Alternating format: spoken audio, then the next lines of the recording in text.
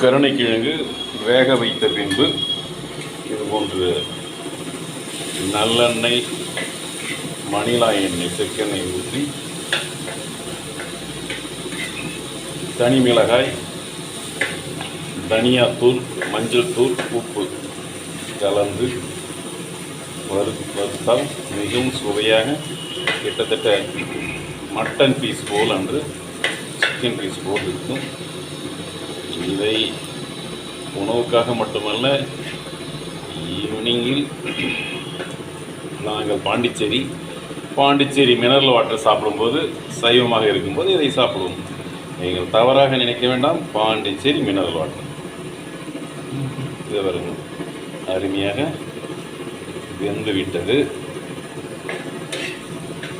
இது பாண்டிச்சேரி மினரல் வாட்டருடன் உடன் சாப்பிட ஏதுவான கருணைக்கிழங்கு கறி.